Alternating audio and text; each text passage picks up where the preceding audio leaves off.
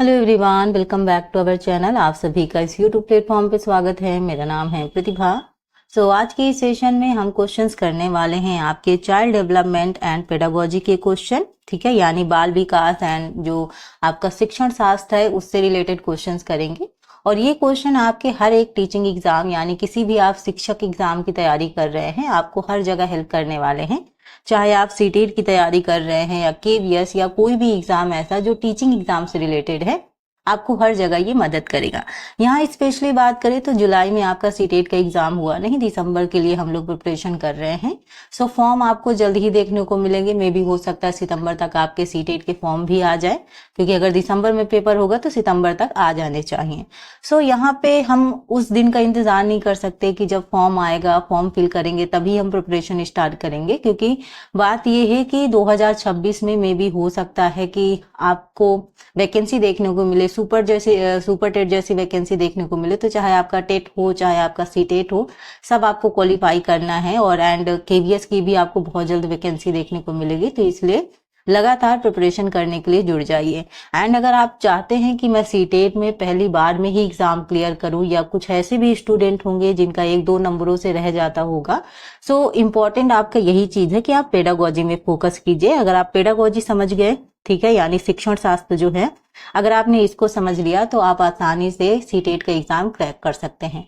तो आज हम क्वेश्चन तो करेंगे, लेकिन क्वेश्चनों के माध्यम से ये भी समझने की कोशिश करेंगे कि आखिरकार जो ये पेडागोजी है इसको कैसे हम इजी तरीके से समझ पाएं और क्वेश्चन हल कर पाएं।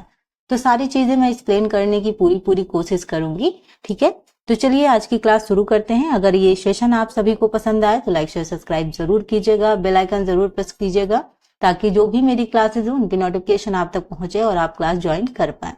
अगर आप चाहते हैं कि इससे रिलेटेड जो पीडीएफ है वो भी आपको मिले, तो मेरा टेलीग्राम चैनल है, ठीक है, उसको ज्वाइन कर लीजिएगा। डिस्क्रिप्शन में उसका लिंक दे दूंगी। एंड अगर अदर इंफॉर्मेशन चाहिए होगी तो कम्युनिटी पोस्ट भी देखते रहा करिए। उसके अलावा मेरी इंस्टाग्राम आईडी है @अनब्रेकेबल प्रतिभा नाम से, उस पे भी ऐड होके आप जो एक्स्ट्रा इन्फॉर्मेशन है वो आप ले सकते हैं, ठीक है। चलिए स्टार्ट करते हैं। पहला क्वेश्चन है आपका, आप सभी के सामने देखिएगा। क्वेश्चन पूछा गया है कि बच्चे के भावनात्मक विकास को प्रभावित करने वाला सबसे महत्वपूर्ण कारक है, यानी जो बच्चा है उसका जो इमोशनल डेवलपमेंट है उसको कौन इफेक्ट करता है। तो वो आपका है न्यूट्रिशन, यानी आपका पोषण, अभिभावक का दृष्टिकोण, ठीक है। नेक्स्ट है आपका शारीरिक व्यायाम, और डी है आपका जलवायु।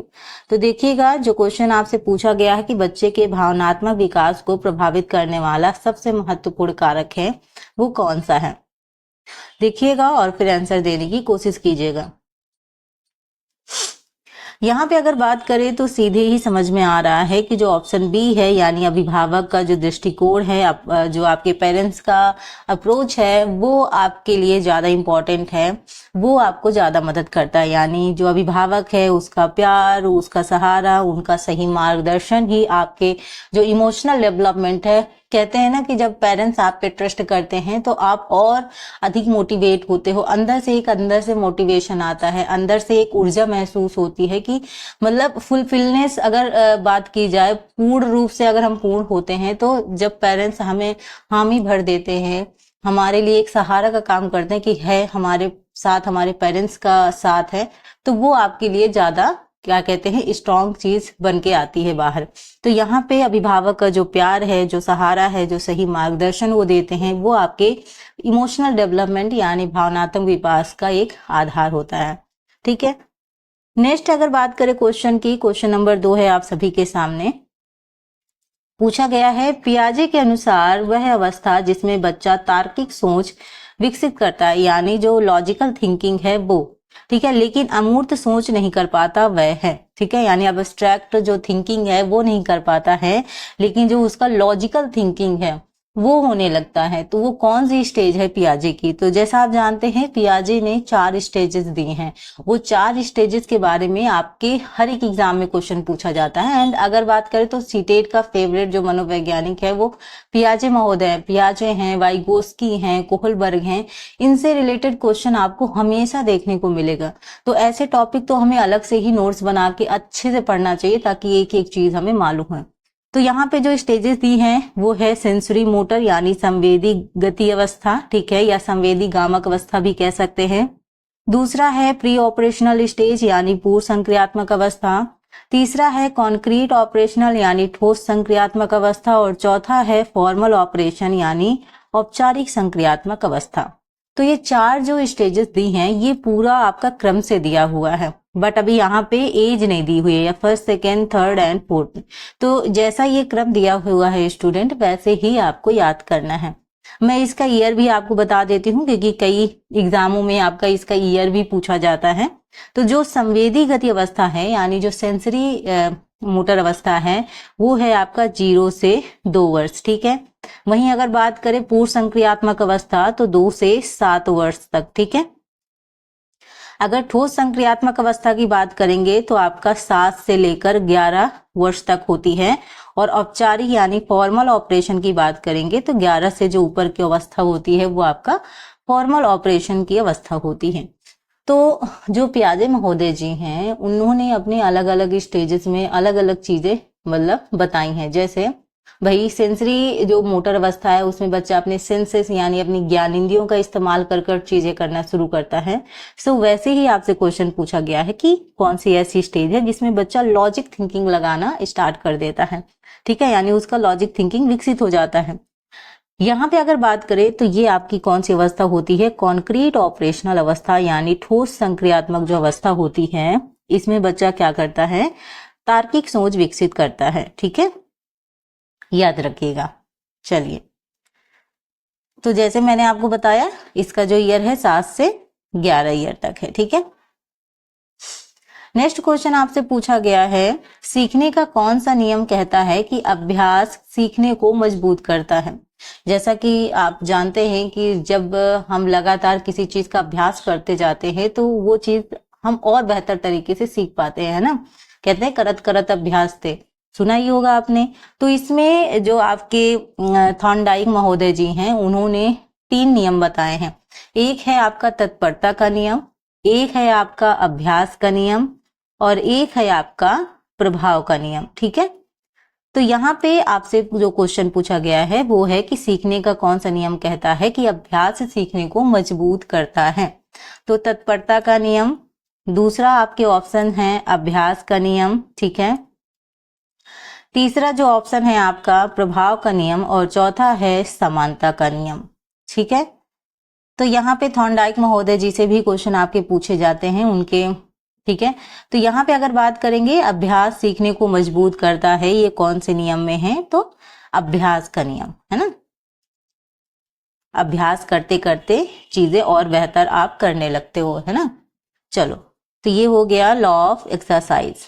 तो थॉर्नडाइक का जो लॉ ऑफ एक्सरसाइज कहता है कि रिपीटेशन से लर्निंग क्या होती है और मजबूत होती है। कोई चीज हमें याद नहीं होता है लेकिन जब हम बार बार उस चीज को दोहराते हैं तो वो हमें कंठस्थ हो जाता है पूरी तरीके से। तो ये क्या है, ये एक अभ्यास ही तो है जो हम लगातार कर रहे हैं ना। चलो, नेक्स्ट क्वेश्चन आपसे पूछा गया है कि एरिक्सन के मनोसामाजिक विकास में किशोरावस्था का मुख्य संघर्ष है। तो एरिक्सन के मनोसामाजिक विकास में किशोरावस्था का मुख्य संघर्ष है। ऑप्शन ए है आपका विश्वास बनाम अविश्वास, बी है आपका पहचान बनाम भूमिका भ्रम, सी है आपका पहचान बनाम अपराध भाव और डी है आपका उद्योग बनाम हीनता, ठीक है। तो यहाँ पे जो आपका क्वेश्चन पूछा गया है एरिक्सन के मनोवैज्ञानिक विकास में किशोरावस्था का जो मुख्य संघर्ष है यानी एडोलसेंस का जो मुख्य संघर्ष है वो क्या है। यहाँ पे अगर हम बात करें तो आपका जो आंसर होगा वो होगा आपका आइडेंटिटी वर्सेस रोल कंफ्यूजन।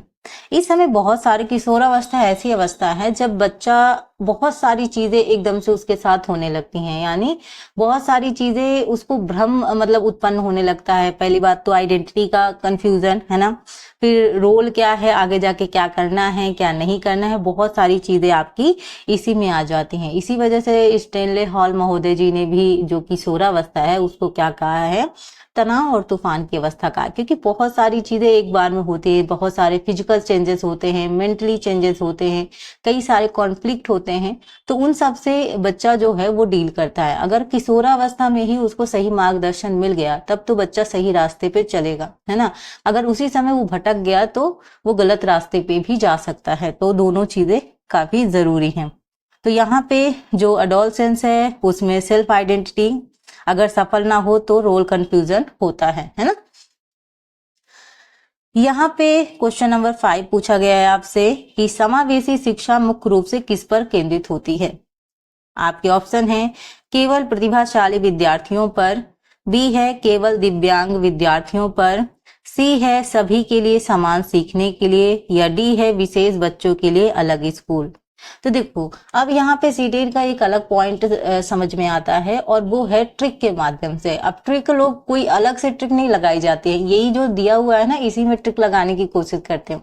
मैंने कई सारे अपने क्लासेस में ये चीज बहुत बार आप सभी को बताया है। अगर आप क्लास पहले भी आप मेरी क्लास देख रहे हो तो आपको पता होगा, अगर नहीं भी देख रहे हैं तो मैं बता देती हूँ कि जहां पे केवल जैसे शब्द आते हैं, ठीक है, यानी ओनली का इस्तेमाल होता है, केवल प्रतिभाशाली विद्यार्थी, वो हमेशा निगेटिव को इंडिकेट करता है, उसे हम राइट के लिए कंसीडर नहीं कर सकते। तो यहाँ पे एलिमिनेशन का जो मेथड है वो यूज होगा, यानी पहली बात तो आप ऐसे जो ऑप्शंस है उनको अलग से ही हटा दीजिए जहाँ पे ओनली दिया है। तो यहाँ पे दिया है ओनली गिफ्टेड स्टूडेंट, यानी केवल जो प्रतिभाशाली विद्यार्थी है उनके लिए। यहाँ पे ऑप्शन बी में भी आपका दिया है केवल दिव्यांग विद्यार्थियों के लिए। अब बचा ऑप्शन सी और ऑप्शन डी। अब देखिए ऑप्शन सी और ऑप्शन डी में ऐसा कौन सा ऑप्शन है जो आपको गलत लग रहा है। अब यहाँ पे दिया है विशेष बच्चों के लिए अलग से स्कूल, और यहाँ दिया है सभी के लिए समान सीखने के अवसर। तो हम किस चीज को ज्यादातर प्रमोट करते हैं? Equal learning opportunity for all, यानी सभी के लिए जो समान सीखने के अवसर हैं हम इसको प्रमोट करते हैं। तो समावेशी मतलब जिसमें समान और विशिष्ट दोनों तरह के बच्चे इन्वॉल्व होते हैं, वही हमारा क्या होता है? इंक्लूसिव एजुकेशन होता है। यानी जो समावेशी शिक्षा होती है उसमें ये बात की जाती है कि किसी को हम अलग थलग नहीं करेंगे। मतलब जब स्टडी होगी, जब लर्निंग दी जाएगी, जब एजुकेशन दिया जाएगा, तो चाहे वो सामान्य बच्चे हों चाहे वो विशिष्ट बच्चे हों, ठीक है, दोनों को एक साथ शिक्षा दी जाएगी। हम ऐसा नहीं कर सकते हैं कि जो विशेष बच्चे हैं, जो स्पेशल चाइल्ड है, उनको हम अलग कर देंगे, ऐसा इसमें बात नहीं की जाती। तो अगर ऐसा ऑप्शन कभी भी आपको देखने को मिलता है तो इसे आप एलिमिनेट कर सकते हैं बिना सोचे समझे भी, ठीक है। सो ऑप्शन जो डी सी है वो आपका करेक्ट होगा, ठीक है। तो यहाँ पे क्या है, हर बच्चे को एक ही इन्वायरमेंट में सिखाने का, जो सीखने का है वो मौका देती है, ठीक है, ताकि बच्चा सीख सके। क्वेश्चन नंबर 6 है आप सभी के सामने, और ये जितने भी मैं स्टूडेंट क्वेश्चंस करा रहे हैं बहुत ही इंपॉर्टेंट है, और ये क्वेश्चन आपको हूबहू एग्जाम में देखने को ऐसे ही मिल सकते हैं, ठीक है। क्वेश्चन है आपका, वाइगोस्की का सिद्धांत किस पर जोर देता है? तो वाइगोस्की महोदय जी ने थ्योरी दी है, कौन सी थ्योरी दी है? सोशल कल्चरल थ्योरी, ठीक है। तो जो वाइगोस्की का जो सिद्धांत है वो किस पर जोर देता है? आपके ऑप्शन है सामाजिक संपर्क पर, बी है आपका व्यक्तिगत सीखना, सी है आपका जेनेटिक फैक्टर, और डी है आपका फिजिकल ग्रोथ। तो देखो वाइगोस्की महोदय और जीन पियाजे जी की जो थ्योरी है उसके बारे में मैंने अलग से ही वीडियो बनाई है, उसकी क्लासेस मैंने अलग से ही ली है, उससे रिलेटेड जो अभी तक प्रीवियस ईयर में क्वेश्चंस पूछे जा चुके हैं उसको भी मैंने एक्सप्लेन किया है। सो अगर आप उन चीजों को देखेंगे तो शायद ये क्वेश्चन आपके लिए और इजी होगा समझना। तो जैसे अगर आप जानते हो कि जो वाइगोस्की महोदय जी का सिद्धांत है वो किस पर जोर देता है स्टूडेंट? वो जोर देता है सोशल इंटरेक्शन पर। वो वाइगोस्की महोदय जी कहते हैं कि बच्चा सामाजिक अंतःक्रिया द्वारा अच्छे से सीखता है। जब बच्चा सोशल चीजों से इंटरेक्ट करता है, यानी एक दूसरे से बातचीत करता है, तो वो एक माध्यम होता है बच्चे के सीखने का। और इसमें सबसे ज्यादा जो अहम भूमिका निभाती है वो है आपकी भाषा, यानी आपकी लैंग्वेज। भाई आप किसी से बात कर रहे हो तो वो एक भाषा ही तो माध्यम है जो हमारे विचारों को दूसरों तक पहुंचाती है ना। तो उनके जो थ्योरी है उसमें सीधा सीधा जो 3 बिंदु पर मेन फोकस किया गया है वो आपका है समाज, दूसरा है आपका संस्कृति, और तीसरा है आपका भाषा, ठीक है। इन्होंने 3 चीजों पर फोकस किया है, समाज, संस्कृति और भाषा पर। वहीं उन्होंने पीडी की बात की है, ठीक है, उन्होंने एमकेओ की बात की है यानी मोर नॉलेजेबल अदर, ठीक है। तो ये जो चीजें हैं इनसे रिलेटेड आपके अदर चीजें भी कॉन्सेप्ट पूछे जाते हैं, तो वो भी आपके लिए जानना जरूरी है, हर एक एग्जाम में आपको हेल्प करेगा। सो वाइगोस्की पढ़ना मत भूलिएगा। तो यहाँ पे हम राइट आंसर की बात कर रहे थे, तो आपका है सोशल इंटरेक्शन, ठीक है। चलो नेक्स्ट क्वेश्चन आता है, पूछा गया है स्कैफोल्डिंग शब्द किससे जुड़ा है, ठीक है, स्कैफोल्डिंग शब्द किससे जुड़ा है, पियाजे, ठीक है, और वाइगोस्की, ब्रूनर और स्किनर। तो चारों जो मनोवैज्ञानिक हैं ये आपके सीटेट के लिए इंपॉर्टेंट है, स्पेशली बात करें तो आपका पियाजे, वाइगोस्की, स्किनर वगैरह इससे रिलेटेड क्वेश्चंस काफी आते हैं। तो स्कैफोल्डिंग की अगर बात करें तो ये किससे जुड़ा है स्टूडेंट, बताइएगा।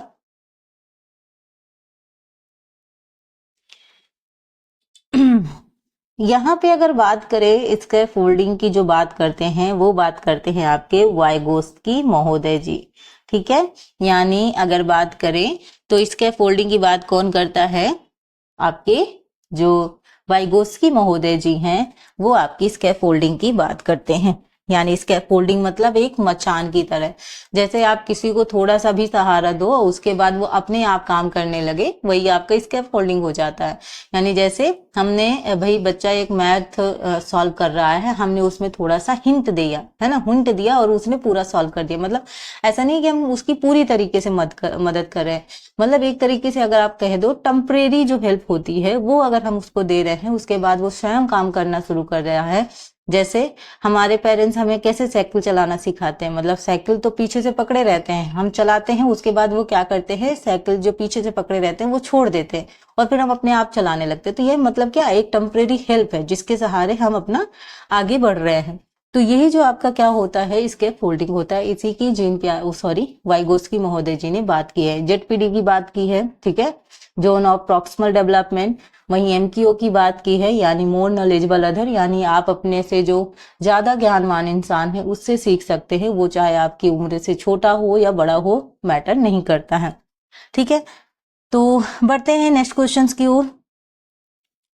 नेक्स्ट क्वेश्चन आपका क्या पूछा गया है, कौन सी प्रेरणा व्यक्तिगत संतुष्टि से प्रेरित होती है। क्वेश्चन पूछा गया है कौन सी प्रेरणा व्यक्तिगत संतुष्टि से प्रेरित होती है। ऑप्शन है आंतरिक प्रेरणा, बी है बाह्य प्रेरणा, ठीक है, सी है आपका नकारात्मक प्रेरणा और डी है आपका सामाजिक प्रेरणा। सॉरी, बताइएगा। यहाँ पे व्यक्तिगत की बात हुई है यानी पर्सनल सेटिस्फैक्शन की बात हुई है। भाई पर्सनल सेटिस्फैक्शन कब आता है, आंतरिक प्रेरणा से, जब आप इंट्रिंसिक जो मोटिवेशन होता है, खुद से जब मोटिवेट होते हो, है ना।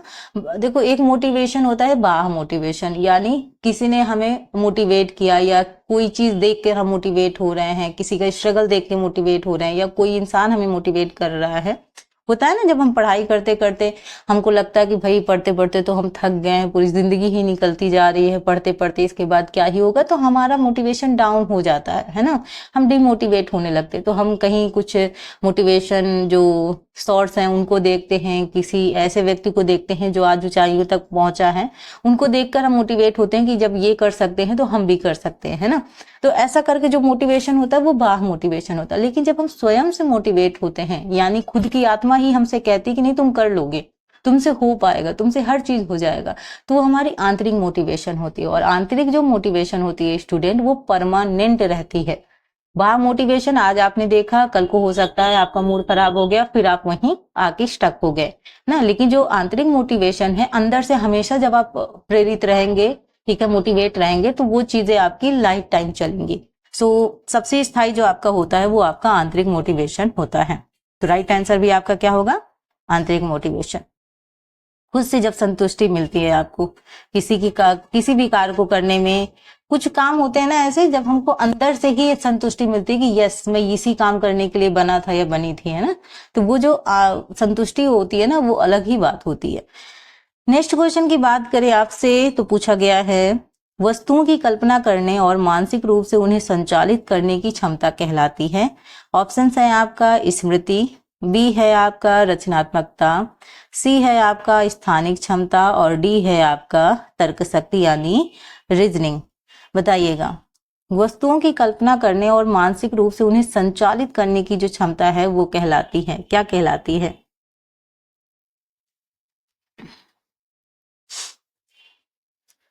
बताइएगा। तो यहाँ पे अगर हम बात करें इस क्वेश्चंस के राइट आंसर की स्टूडेंट, तो यहाँ जो आपका राइट आंसर होगा वो होगा आपका ऑप्शन सी, यानी स्थानिक क्षमता। ठीक है, आपका होगा स्थानिक क्षमता, आपका राइट आंसर होगा। तो जो आपका स्थानिक क्षमता है, ठीक है, उससे व्यक्ति मेंटल जो इमेज होती है वो बना सकता है और उन्हें घुमा फिरा कर देख भी सकता है। ठीक है, नेक्स्ट क्वेश्चन आपका क्वेश्चन नंबर 10 है। यहाँ पे कोहलबर्ग से रिलेटेड चीजें पूछी गई हैं। तो कोहलबर्ग के अनुसार नैतिक विकास का वह चरण जिसमें दंड से बचना मुख्य होता है, यानी जो आप पनिशमेंट है आप उससे बच रहे हैं, तो ये कौन सा चरण है? तो कोहलबर्ग के कुछ चरण हैं, कुछ स्टेजेस हैं। ठीक है, आपका है परंपरागत, बी है आपका पूर्व परंपरागत, सी है आपका उत्तर परंपरागत और डी है आपका सार्वभौमिक नैतिकता। तो आप नैतिक विकास का वह चरण जिसमें दंड से बचना आपका मुख्य होता है, वो कौन सा चरण है आपका? सो वो है स्टूडेंट आपका प्री कन्वेंशनल, यानी पूर्व परंपरागत चरण। ठीक है, तो यहाँ पे जो पूर्व परंपरागत चरण है यानी प्री कन्वेंशनल जो स्टेज है, इसमें बच्चा नियमों का पालन दंड से बचने के लिए करता है, यानी जो वो रूल्स फॉलो कर रहा है वो इसलिए कर रहा है ताकि मुझे दंड ना मिले, है ना, इसलिए नहीं कर रहा है कि उसे वो पता है कि नहीं वो चीज गलत है वो सही है, वो अलग बात है। इस वक्त बच्चे की जो मेंटल स्टेज है उसमें बच्चा बस यही सोच पा रहा है कि नहीं, अगर मैं ये काम नहीं करूंगा या नहीं करूंगी तो मुझे दंड मिलेगा, इसलिए मुझे ये काम करना है। भाई टीचर ने होमवर्क दिया, हमने होमवर्क नहीं किया, वो किस लिए कर रहा है? ये नहीं कि बस उसे सीखना है या कुछ वो करना है, नहीं, वो इसलिए कर रहा है ताकि मुझे ऐसा ना हो, पनिशमेंट ना दे टीचर, इसी वजह से वो अपना काम समय से कंप्लीट कर रहा है। तो ये आपका क्या है? प्री कन्वेंशनल जो स्टेज होती है, इसमें बच्चा ये सोचता है। नेक्स्ट क्वेश्चन है क्वेश्चन नंबर 11, आपसे पूछा गया है गठनात्मक मूल्यांकन कब किया जाता है, यानी फॉर्मेटिव असेसमेंट इज कंडक्टेड। तो फॉर्मेटिव असेसमेंट की बात हुई है, आपसे ऑप्शंस हैं पाठ्यक्रम के अंत में, बी है शिक्षण अधिगम प्रक्रिया के दौरान, यानी ड्यूरिंग जो टीचिंग लर्निंग प्रोसेस है उसके दौरान, ओनली बिफोर एग्जाम केवल परीक्षा से पहले, और ओनली फॉर वीक जो स्टूडेंट्स हैं यानी केवल कमजोर छात्रों के लिए। तो देखो इस क्वेश्चन में दो ऑप्शन तो ऐसे हैं जिसको आप ऑटोमेटिक एलिमिनेट कर सकते हैं। अब तो केवल क्वेश्चन देखिए और जहां पे केवल दिख जाए वहां पे तो बिल्कुल कट कर ही दीजिए। ओनली केवल परीक्षा से पहले, ओनली कमजोर छात्रों के लिए, दो तो ऑलरेडी आपके एलिमिनेट हो गए। अब बचा आपका दो, पाठ्यक्रम के अंत में और शिक्षण अधिगम प्रक्रिया के दौरान। अब दोनों में से आपको सोचना है कि जो फॉर्मेटिव असेसमेंट है वो कब किया जाता है। सो यहाँ पे जो आपका करेक्ट आंसर होगा स्टूडेंट वो होगा during the teaching learning process, यानी शिक्षण अधिगम प्रक्रिया के जो दौरान आपका क्या किया जाता है? फॉर्मेटिव असेसमेंट किया जाता है। ठीक है, याद रखिएगा, ताकि क्या किया जाए, उस पे सुधार किया जा सके। नेक्स्ट क्वेश्चन पियाजे महोदय जी से फिर पूछा गया है, पियाजे के संज्ञानात्मक विकास सिद्धांत में पहला चरण कौन सा है? सो यस, जैसे हमने अभी पहले क्वेश्चंस में हमने बात की थी कि जो आपको क्रम है वो भी आपको ध्यान रखना जरूरी है कि कौन सी आपकी पहली स्टेज है, कौन सी सेकेंड, कौन सी थर्ड एंड कौन सी फोर्थ। तो जैसे मैंने आपको ईयर बताया था उससे भी आप माइंड लगा सकते हो कि नहीं, आपका जो सबसे कम से ईयर शुरू हुआ है यानी 0 से 2 वर्ष शुरू हुआ है वो कौन सी अवस्था है। अगर आप इतना कर सकते हो तो आप ऑटोमेटिक आंसर तक पहुंच जाओगे। तो अगर आपने मेरी पहला जो मैंने क्वेश्चंस कराया उसको अगर आप ध्यान से सुना होगा तो आप आंसर तक आसानी से पहुंच जाओगे। यहाँ पे ऑप्शन है आपका प्री ऑपरेशनल स्टेज यानी पूर्व संक्रियात्मक अवस्था, सेंसरी मोटर यानी संवेदी गति अवस्था, कॉन्क्रीट ऑपरेशनल यानी ठोस संक्रियात्मक अवस्था, और डी है आपका फॉर्मल ऑपरेशनल यानी औपचारिक संक्रियात्मक अवस्था। मैं तो चाहूंगी कि केवल आप इसका आंसर ना दीजिए, इसके साथ साथ आप स्टेजेस क्रम से भी लगाना सीख जाइए। जब ये बार बार क्वेश्चन रिपीट होते हैं वही सेम क्वेश्चन, बस उसका जो ढंग है पूछने का वो डिफरेंट हो जाता है, सो वो हमें परमानेंट याद भी होने चाहिए। तो यहाँ पे जो क्वेश्चन है उसका राइट आंसर है आपका सेंसरी मोटर अवस्था, यानी जो संवेदी गति अवस्था है वो आपका पहली स्टेज है। यहाँ पे पहली स्टेज है मतलब 0 से 2 वर्ष तक, ठीक है, जो आपका सेकेंड स्टेज है वो आपका है प्री ऑपरेशनल स्टेज, यानी आपका 2 से 7 ईयर का, ठीक है। वहीं अगर हम बात करें आपका तीसरी स्टेज, तो आपकी है ठोस संक्रियात्मक अवस्था। ये तीसरी स्टेज है, ये आपका पहला हो गया। तो ये होता है आपका 7 से लेकर 11 वर्ष तक, ठीक है। वहीं अगर हम फोर्थ अवस्था की बात करें यानी फॉर्मल ऑपरेशन, यानी ये आपका लास्ट है, यानी 11 से ऊपर की जो अवस्था है वो आपका फॉर्मल ऑपरेशन है।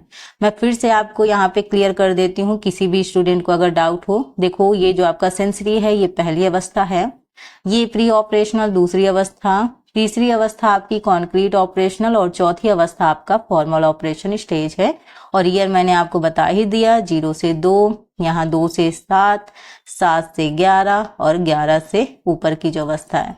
सिंपल है याद करना, अगर आप क्रम से याद करोगे तो परमानेंट आपको याद हो जाएगा। जैसे मैंने आपको बताया, केवल हिंदी में मत याद कीजिएगा, इंग्लिश में ही याद कीजिएगा। कई बार ऐसा हुआ है स्टूडेंट कि जब एग्जाम होता है तो इसमें ये जो हिंदी वाले शब्द हैं ये नहीं दिए होते हैं, ये जो आपका इंग्लिश है इसी को हिंदी में कन्वर्ट कर दिया जाता है, यानी भाई प्री ऑपरेशनल हिंदी में लिख दिया जाता है। सो जब आपने हिंदी ही पढ़ी है, इंग्लिश आपने पढ़ी नहीं है, तो फिर वहां आपको प्रॉब्लम हो सकती है। तो चाहे आगे पीछे का कुछ भी याद कर लो, लेकिन एक हिंट के तौर पर याद जरूर कर लो कि इंग्लिश के ये शब्द हैं। हो सकता है मे भी बहुत सारे बच्चों को नहीं आती होगी बहुत ज्यादा इंग्लिश। मैं नहीं ये कह रही कि आप केवल इंग्लिश में पढ़ें, बट थोड़ा सा आपको ऑप्शन में ध्यान देना पड़ेगा, इजी हो जाता है हमारे लिए चीजें समझना। सेंसरी मैंने बताया 0 से 2 वर्ष में बच्चा इंद्रियों और गतियों के माध्यम से सीखता है, यानी बच्चा अपनी ज्ञान इंद्रियों का इस्तेमाल करता है, ठीक है, इंद्रियों का इस्तेमाल करता है। नेक्स्ट क्वेश्चन पूछा गया आपसे, सीखने में सुदृढ़ीकरण का उपयोग किस लिए किया जाता है? सीखने में सुदृढ़ीकरण का उपयोग किस लिए किया जाता है? आपके ऑप्शन है व्यवहार को दंडित करने के लिए, बी है व्यवहार को मजबूत करने के लिए, सी है व्यवहार को नजर अंदाज करने के लिए, और डी है आपका व्यवहार को जांचने के लिए।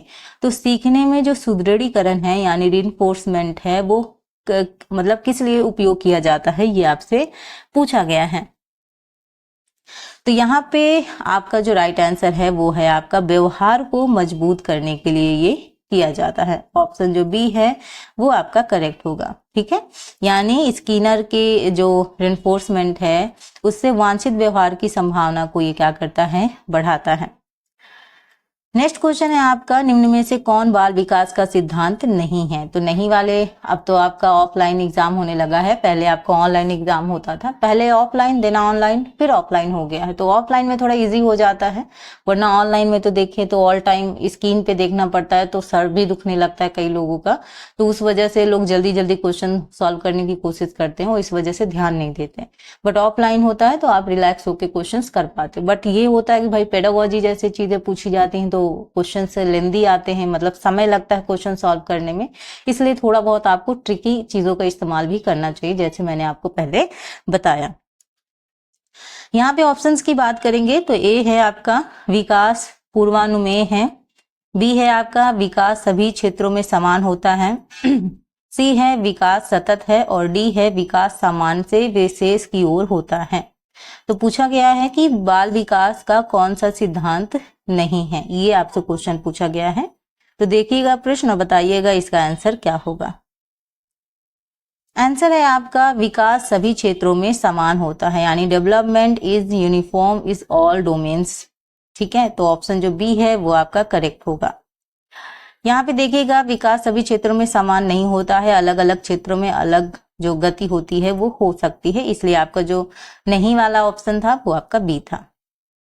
चलिए आखिरकार ये क्वेश्चन आपका आ ही गया, जोन ऑफ प्रॉक्सिमल डेवलपमेंट यानी ZPD की बात हुई है, यानी निकटस्थ विकास क्षेत्र का अर्थ क्या है, ये आपसे पूछा गया है। ऑप्शन है आपका कार्य जो बच्चा स्वतंत्र रूप से कर सकता है, ठीक है, बी है कार्य जो बच्चा सहायता से कर सकता है, सी है कार्य जो बच्चे की क्षमता से बाहर है, डी है कार्य जो बच्चा करने से इनकार करता है। अब इनमें से कुछ ऑप्शंस ऐसे हैं जिनको आप देख के ही एलिमिनेट कर सकते हो आराम से। जैसे देखो यहाँ पे जो आपका दिया हुआ है ऑप्शन सी, यानी कार्य जो बच्चे की क्षमता से बाहर है, ऐसा कोई भी कार्य नहीं है जो बच्चा नहीं कर सकता है। अगर वो कोशिश करता है तो डेफिनेटली वो कर सकता है, कि मतलब ये नहीं कह सकते कि बच्चा नहीं ही कर सकता। हाँ हो सकते हैं कुछ ऐसे में भी कार्य हैं जो बच्चा नहीं कर सकता। लेकिन यहाँ पे अगर हम चाइल्ड की बात कर रहे हैं, चिल्ड्रन की बात कर रहे हैं, तो वहां पे हमारा मेन फोकस ये नहीं होगा कि बच्चा कार्य नहीं कर सकता। तो यहाँ जैसे शब्द आए तो आप इसको बिल्कुल डिनाई करिएगा, ठीक है।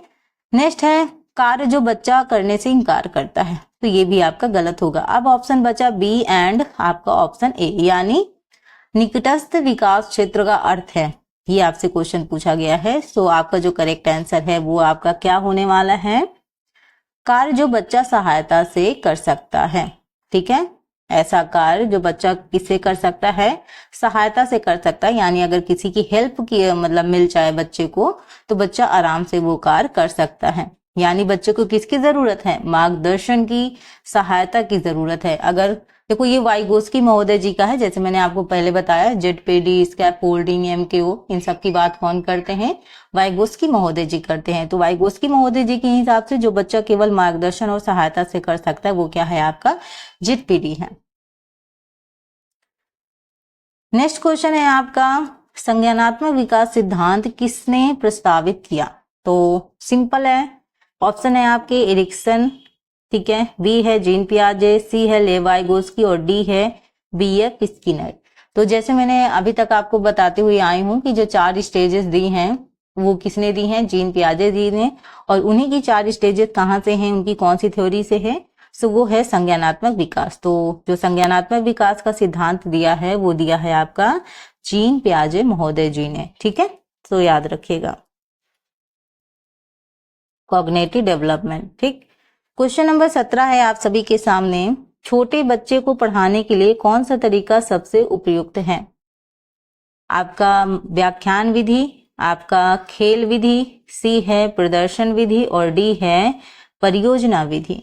तो अगर आप किसी छोटे बच्चे को पढ़ा रहे हैं तो कौन सा तरीका बेस्ट होगा पढ़ाने के लिए, अब आप अपने आप भी सोच सकते हैं। तो भाई छोटे बच्चों को पढ़ाने के लिए सबसे बढ़िया चीज क्या है, प्ले वे मेथड, यानी खेल विधि के माध्यम से खेल करके आप बच्चे को बेहतर तरीके से पढ़ा सकते हैं। बच्चा इंटरेस्ट लेता है क्योंकि बच्चा तब खेलने पे ही ज्यादा उसका फोकस होता है। तो जब आप खेल खेल के माध्यम से बच्चे को पढ़ाते हैं तो बच्चा अच्छे से चीजें कर पाएगा, ठीक है। अगर आप उसको जबरदस्ती बैठाने की कोशिश करोगे तो वो रोने भी लग सकता है, लेकिन अगर आप उसे खेल के माध्यम से पढ़ाने की कोशिश करोगे तो वो आराम से इंटरेस्ट भी लेगा और करेगा भी। चलिए नेक्स्ट क्वेश्चन है आपका, विकास के अनुसार उपयुक्त अभ्यास का क्या अर्थ है। विकास के अनुसार उपयुक्त अभ्यास का क्या अर्थ है, ये आपसे पूछा गया है। ए है आपका बच्चे की उम्र और अवस्था के लिए उपयुक्त शिक्षण सामग्री, बी है आपका केवल शैक्षणिक विषयों को पढ़ाना, सी है दंड के माध्यम से शिक्षण और डी है केवल समूहों में पढ़ाना। तो देखो जैसे केवल वाली चीजें आ जाती हैं हम वैसे ही इसको इनकार कर देते हैं। दूसरी चीज, जब दंड की बात हो जाए, अब तो दंड से बिल्कुल ही मनाही है कि आप दंड का उपयोग कर ही नहीं सकते। पहले के टीचर तो बहुत बुरी तरह पीटते थे, और ऐसा नहीं था कि मतलब पीटते थे, मतलब पीटने वाले पीटते थे, सीखने वाले सीख भी जाते थे तब, है ना, तब पिटाई सह भी ली जाती थी। लेकिन अब अगर पीटोगे तो फिर अब नहीं वो होता है, अब रूल भी ऐसा नहीं है कि आप बच्चे को दंड दे सकें। तो यहाँ पे दंड का जो प्रावधान है ये तो बिल्कुल गलत है।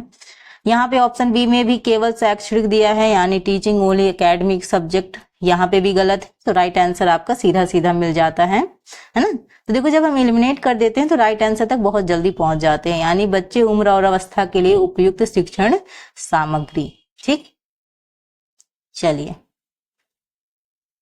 तो मतलब ये होना चाहिए ना कि बच्चे की उम्र और उसके विकास स्तर के अनुसार उनको पढ़ाना चाहिए। ऐसा भी ना हो कि भाई बच्चा छोटा है, हम उसे बहुत ज्यादा डिफिकल्ट चीजें, बहुत हाई लेवल की चीजें बताने की कोशिश कर रहे हैं तो बच्चे के दिमाग के ऊपर से ही हो जाएगा, है ना। तो इसलिए जो बच्चे की अवस्था है, जो उसका लेवल है, उस हिसाब से हमें चीजें करनी चाहिए। नेक्स्ट है, निम्न में से कौन एक अच्छे शिक्षक की विशेषता नहीं है, यानी एक अच्छे जो टीचर है उसकी विशेषता क्वालिटी कौन सी नहीं है। यहाँ पे बात करें तो धैर्य, शक्ति, सहानुभूति, संचार कौशल। तो धैर्य, शक्ति, सहानुभूति, संचार कौशल कौन सी शिक्षक की विशेषता नहीं है। तो अगर हम यहाँ पे बात करें स्टूडेंट, तो आपका जो करेक्ट आंसर होगा वो क्या होगा बच्चा, यहाँ पे होगा शक्ति, ठीक है। ये किसी भी टीचर की विशेषता नहीं है, जबकि धैर्य एक टीचर को रखना बहुत जरूरी है। कई बार इतने क्वेश्चंस होते हैं या बच्चे मतलब हमें लगातार पढ़ाना रहता है और वो भी ऐसे मेथड का इस्तेमाल करके ताकि बच्चा चीजों को समझ पाए, तो कई बार टीचर में भी उलझन सी होने लगती है। लेकिन अगर मतलब टीचर के अंदर धैर्य है, चाहे बच्चा कितनी बार भी क्वेश्चन पूछ रहा है वो आराम से आंसर दे रहा है, तो ये टीचर की बेस्ट क्वालिटी होती है। सहानुभूति होनी चाहिए, संचार कौशल, कम्युनिकेशन बहुत इंपॉर्टेंट होता है। आप अपनी बात को किस तरीके से रख पाते हैं स्टूडेंट के सामने, क्या स्टूडेंट आपकी बात समझ पा रहे हैं, ये सबसे इंपॉर्टेंट होता है। केवल कम्युनिकेशन नहीं, बेस्ट कम्युनिकेशन भी जरूरी है। ठीक, तो ऑप्शन जो बी है वो आपका इंपॉर्टेंट है, यानी ये शिक्षक की विशेषता नहीं है। नेक्स्ट क्वेश्चन है क्वेश्चन नंबर 20, मूल्यांकन का मुख्य उद्देश्य क्या है, यानी अगर बात करें असेसमेंट का जो मेन पर्पस है वो क्या है, ये आपसे क्वेश्चन पूछा गया है। आपके ऑप्शंस हैं छात्रों को दंडित करने के लिए, बी है आपका सीखने और पढ़ाने में सुधार करने के लिए, सी है केवल अंक देने के लिए, और डी है छात्रों की तुलना करने के लिए। अब देखो यहाँ पे भी बहुत सिंपल है, आप अगर एलिमिनेशन वाला मेथड यूज करते हो। क्वेश्चन आपसे पूछा गया मूल्यांकन का उद्देश्य, यानी असेसमेंट का आपका पर्पस क्या है, आप क्यों मूल्यांकन करते हो। ऑप्शन अगर हम हटाना चाहें तो पहला हटा सकते हैं, पनिशमेंट की बात हम नहीं करते, यानी छात्रों को दंडित करने के लिए, बिल्कुल नहीं। सी केवल अंक देने के लिए, केवल मार्क्स देने के लिए, बिल्कुल नहीं। डी है आपका छात्रों की तुलना करने के लिए, हम तुलना को प्रमोट करते ही नहीं, हम तुलना की बात करते ही नहीं है। सो राइट आंसर तक हम सीधा सीधा पहुंच गए। राइट आंसर है आपका to improve learning and teaching, यानी सीखने और पढ़ाने में सुधार करने के लिए। देखो जब हम वैसे तो आप सोच रहे होंगे कि मैम हम डायरेक्टली भी तो आंसर तक पहुंच सकते हैं, कि भाई डायरेक्टली हमको दिख रहा है कि बी आंसर सही है तो यहाँ पे भी तो पहुंच सकते हैं। लेकिन यहाँ पे हो सकता है कि कुछ आपके क्वेश्चन ऐसे भी होते हैं जहाँ पे दो ऑप्शन में आपको डाउट हो सकता है। जब हम एलिमिनेशन वाला ये मेथड लगाते हैं कि भाई तीनों ही गलत कर दे, तो हम 102% सॉल्व हो मतलब श्योर हो जाते हैं कि नहीं राइट आंसर यही होगा। अब जैसे हम ये लगा के आते हैं, फिर घर आए सोचा कि ऐसा तो नहीं कि हमने तीनों ऑप्शन जो अदर ऑप्शन दिए थे उनको हमने देखा नहीं, हो सकता है ऐसा तो नहीं कि वो सही हो। तो यहाँ पे क्यों जल्दबाजी करना, अगर आपके पास प्रॉपर समय मिलता है तो इसका मेथड आप यूज कर सकते हैं। इसमें आप 100% श्योर रहेंगे कि नहीं आंसर मेरा बिल्कुल करेक्ट है। ठीक है, ये इसलिए मैं कह रही हूँ कि ये मेथड का आप इस्तेमाल कर सकते हैं। सो स्टूडेंट ये रहे आपके आज के 20 क्वेश्चन, आगे जाके हम और भी क्वेश्चन सॉल्व करेंगे। सो प्लीज वेट मत कीजिएगा, फॉर्म कब आएगा, कब आपका एग्जाम होगा, ये इसका अगर आप इंतजार करते रहेंगे तो अदर बच्चों से पीछे ही चले जाएंगे। सबसे इम्पोर्टेंट आप सभी लोगों के लिए स्टूडेंट यही है कि जितना भी आपके पास समय मिला है उसका अच्छे से उपयोग कीजिए। समय किसी के लिए नहीं रुकता, अगर आप इसे पीछे करना भी चाहेंगे तो ये नहीं होने वाला। तो मेरी सलाह तो बस यही है कि जो भी क्लासेस हो रही हैं उनको लगातार करते रहिए। अगर आप अपनी पेडागोजी को स्ट्रॉन्ग करेंगे तो आप सीटेट आराम से क्रैक कर सकते हैं। ठीक है, इसको बिल्कुल हल्के में मत लीजिए कि सीटेट जैसा एग्जाम है हम आराम से क्लियर कर लेंगे। ये आपको यहाँ पे क्या करना, अच्छे मार्क्स भी लाने हैं। अच्छे मार्क्स लेके आएंगे तो आपको आगे जाके हेल्प भी मिलेगी। तो ये रही स्टूडेंट आज की क्लास। आई होप आपको आज का सेशन पसंद आया होगा। अगर सेशन पसंद आए लाइक शेयर सब्सक्राइब जरूर कीजिए, प्यारा सा कमेंट करना मत भूलिएगा। मिलते हैं अपने नेक्स्ट सेशन में, तब तक अपना ध्यान रखिए, अपने माता पिता का। Thank you for watching, thank you so much, bye bye.